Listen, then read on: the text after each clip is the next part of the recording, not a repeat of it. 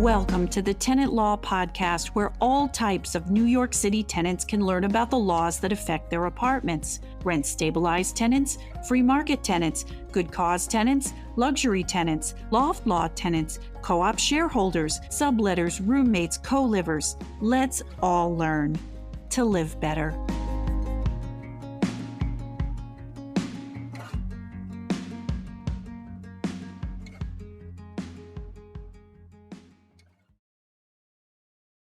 Welcome to the Tenant Law Podcast. I am Michelle Itkowitz, and today we are discussing a January 8th, 2025 Business Insider article with the headline, Man Sues Co-Living Company After Being Housed with a Serial Killer. You simply can't make this stuff up. I'll put a link to the article in the show notes. In a 15-page lawsuit filed in Los Angeles Superior Court, a tenant said that a co-living company breached its duty to him when the company placed him with a roommate it knew to be dangerous and unfit, and ignored the fact that the roommate had already exhibited abnormal, alarming, and erratic behavior. The roommate had not paid rent in a while. The roommate threatened other tenants. Nevertheless, the co-living company denied the tenant's requests to be relocated after he raised concern about his safety. And then the roommate allegedly killed 3 sleeping homeless men and another person over a 4-day period. The roommate allegedly went out and killed 4 people in 4 days. Serial killer. To add insult to injury, when the police busted through the apartment door to arrest the roommate serial killer, they arrested everyone in the apartment, including the complaining tenant, who was obviously later released. This episode is not merely going to be about a sensational roommate from hell story. The company in this LA story is based in New York City and operates here, and has at least a dozen competitors doing co-living businesses here in New York City. Co-living has become more and more common as a natural response to a severe housing shortage. I have so often seen where tenants in co-living situations feel compromised. Here in New York, I've seen an ex-military roommate threaten to kill all her co-living roommates by poisoning their food with an undetectable poison. Co-living roommates who move their drug dealer friends into the suite, and co-living roommates who sexually harass other co-living roommates. I've seen some stuff, and today's episode is about what you, as a tenant in a co-living situation where you feel unsafe, what you can do to get your co-living landlord to be more responsive to your request to move you quickly to another apartment or to refund your money. First, as always, let's set the stage with some context. This may surprise you, but it is illegal to rent individual rooms within apartments in New York City. I'm going to repeat that. It is illegal for a landlord to rent you only just a room in an apartment with the right to share the kitchen, bathroom, living room. That's distinguishable from when a group of you and your friends get together and go rent an apartment together. What I'm saying is it's illegal for the landlord to rent you just a room. Multiple dwelling law, section 416, defines something called single room occupancy. Single room occupancy, SRO. That's a thing here in New York. It's the occupancy by 1 or 2 persons of a single room or of 2 rooms or more, which are joined together, separated from all other rooms within an apartment in a multiple dwelling, so that the occupant or occupants thereof reside separately and independently of the other occupant or occupants of that same apartment. So this is basically when a landlord rents you a room in an apartment.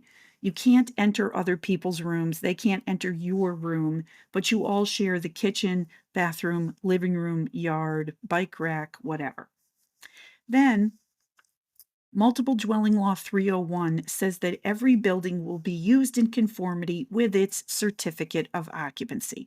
Most buildings have a document called a certificate of occupancy on file with the New York City Department of Buildings, and that document dictates how exactly that building can be used, how many apartments are in the building, or if the building can legitimately legally be used for single room occupancy use. But if a building is an SRO, a single room occupancy building, that's a rent stabilized building with very low rents where tenants can stay forever. It's not suitable for co living. So there's no SRO, legal SRO building put to the use of co living by these co living companies. So then multiple dwelling law 302 tells us if the building is occupied contrary to its C of O, then a bunch of bad things can happen to the landlord. For one thing, the building's mortgage goes into default. No rent is due from any of the tenants. No lawsuit for the rent may be brought against any of the tenants. And the city can issue a vacate order, which is different than an eviction. I have a whole other podcast on vacate orders and how they are not evictions. So look that up if, God forbid, you need it. Moreover, there's a similar definition of SROs contained in the New York City Housing Maintenance Code. There, they don't call such arrangements SROs, they call them rooming units. So, section 27 2004A15 says that a rooming unit shall mean one or more living rooms arranged to be occupied as a unit separate from all other living rooms which do not have both lawful sanitary facilities, meaning a bathroom, and lawful cooking facilities, meaning a kitchen, for the exclusive use of the family residing in such room. It may be located either within an apartment or within an overall building. So then, and we're almost to the end of the law part, Housing Maintenance Code 27 2077 says that no rooming unit, no SRO, that was not created before 1956 shall be created in any dwelling, whether such conversion is effected with or without physical alteration. So it's not just about changing a building, this is how you can't use a building. So a landlord cannot rent you a room. And now at this point, I'm sure you're asking, but Michelle, I can Google rooms for rent in New York City and get at least a dozen legitimate looking companies that are renting rooms. So if this is illegal, how are they getting away with that?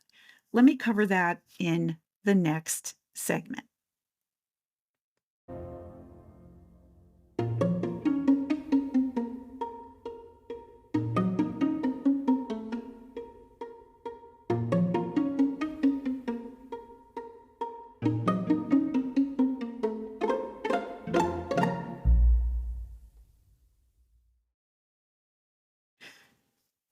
So now you're asking, but Michelle, I can Google rooms for rent in New York City and I get at least a dozen legitimate looking companies that are renting rooms. So if this is illegal, how are they getting away with that? I have four answers for that.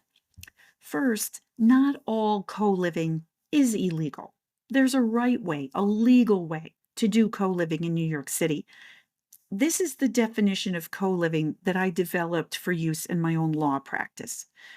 Co living is an arrangement by which a landlord rents a whole apartment to a group of tenants, where the tenants occupy and share the apartment as roommates, an arrangement which the landlord consents to and facilitates as an active participant.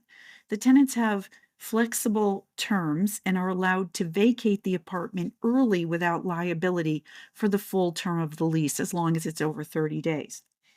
If a roommate is lost, the landlord assists the remaining tenants with getting a qualified new roommate to take the lost roommate's place because the landlord is in a better position to aggregate roommates than the tenants themselves are. And the landlord gives the remaining tenants rent relief while doing so.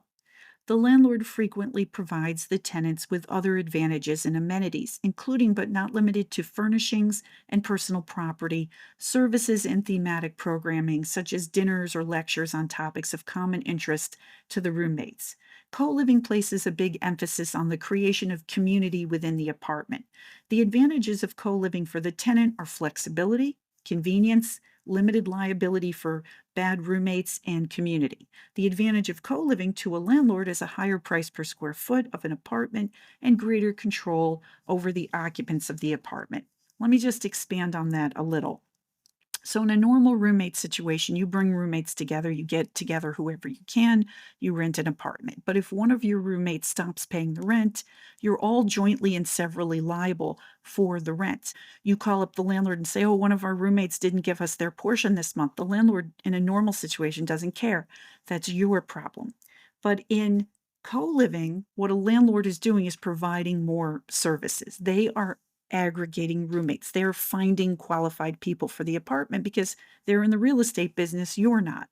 So, if you lose somebody, a roommate in the situation, if co-living is being done properly, what happens is the landlord will offer you a replacement. Now, the landlord can't push that person into the empty bedroom because the apartment is no longer the landlord's.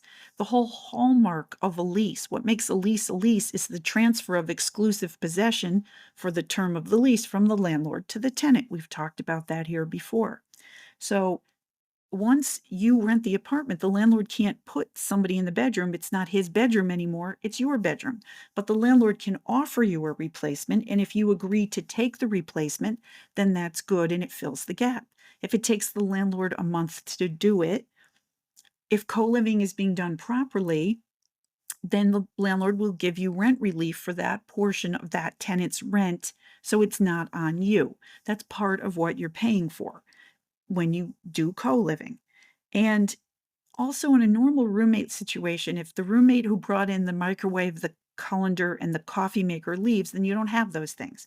In co living, the apartment is furnished and you have those things. And also, it's not that all three roommates in the apartment have different terms. You all have the term of the lease. It might be 1 year, it might be 2 years, but the lease is set up so a tenant is able to give the landlord a notice and be set free early. That's an extra benefit. And that works because, again, the landlord has backup people to put in.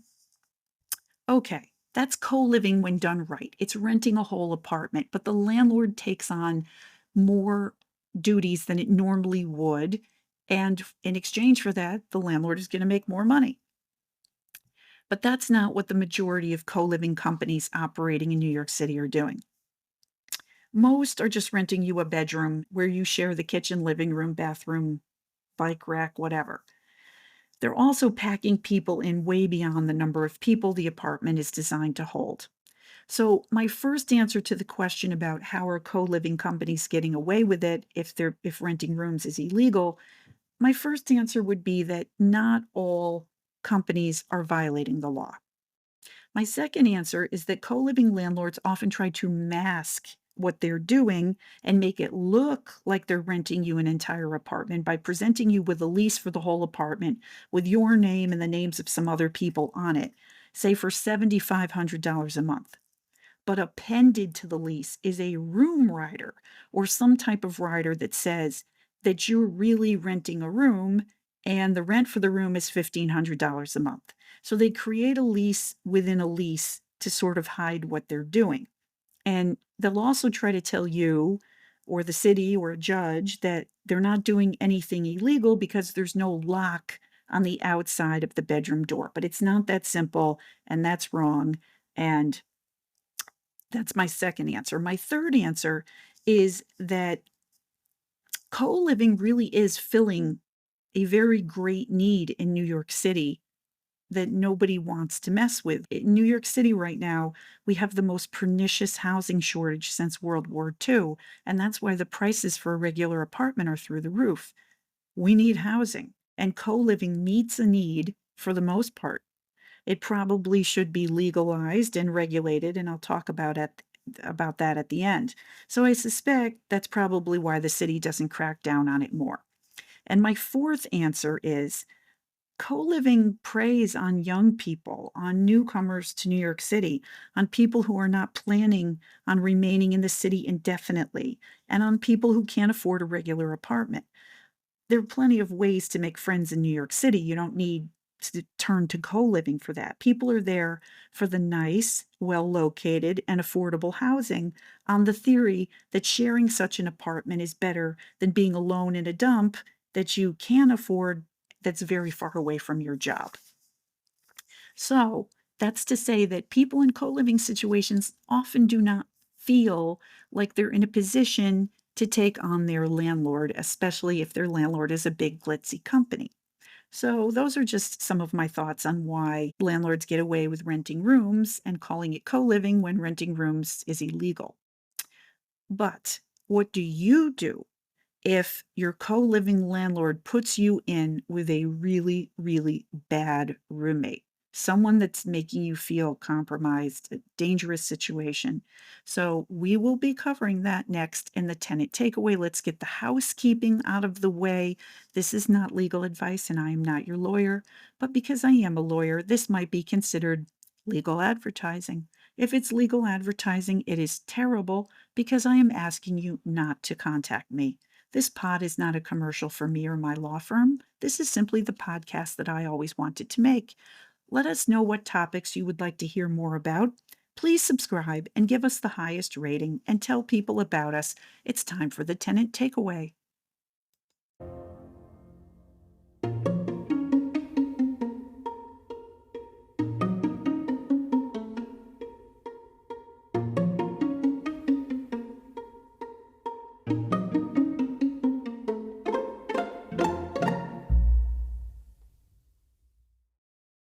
Tenant takeaway time.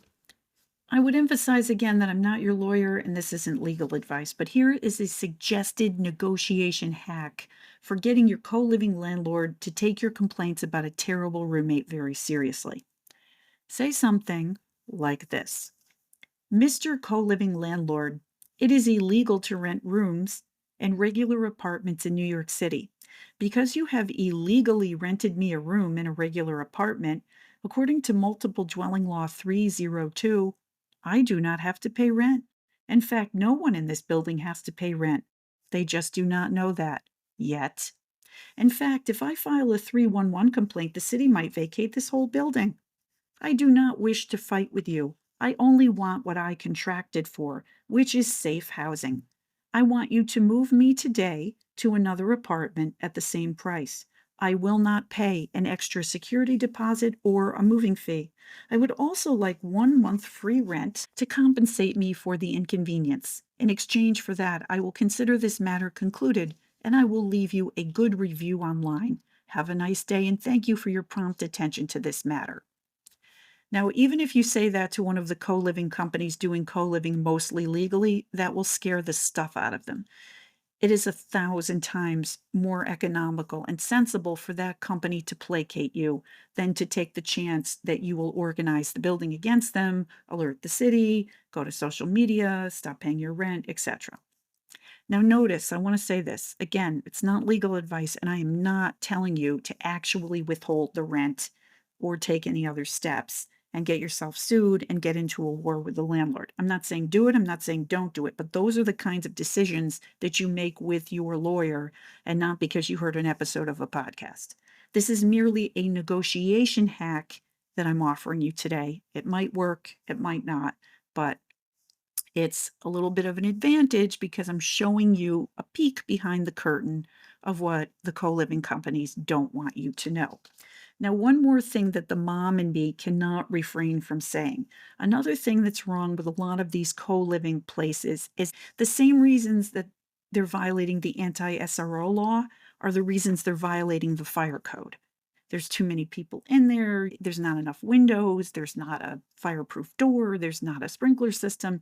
So if you're being shoved into a windowless bedroom with bunk beds with 7 strangers, you need to consider passing up that housing situation. Always look around and plan how you're going to get out in the event of a fire. Overall, I like co-living because it's a way for tenants to live decently during a housing crisis. And not everyone wants to live in their own apartment with a year-long lease, and people should have more choice. Co-living should be legalized so more landlords can offer more co-living units without worrying about podcasts like this one. And co-living should be carefully regulated to keep tenants safe on all levels: fire safety, roommate safety, economic safety. Also, there are serious issues for surrounding neighbors of a co-living building. All of a sudden, there are 4 times as many people in the building next door. So, the problem right now is that most co-living is operating in a sort of shadow economy, but in plain sight. It's the elephant in the room that we're not talking about, unless there's an interesting serial killer story associated with it. So we need some city council people with the will to take this issue on. Surely it will get pushback, like Airbnb did from the hotel industry, but it's a conversation that's way overdue in this town. So now I'm going to get off my soapbox and end with the practical takeaway. If you find yourself in a co-living placement that makes you feel compromised and your landlord is ignoring you, the real takeaway today is that you have way more power than you think, and no one should ever feel afraid in the home that they have paid for. And if this helps even a few people take back their power, it's a good episode, so please share it with others. And there you have it. Remember, New York City, the law belongs to you, but your ownership of the law is only as great as your understanding of the law. So let's learn to live better. I am Michelle Itkowitz, and this is the Tenant Law Podcast.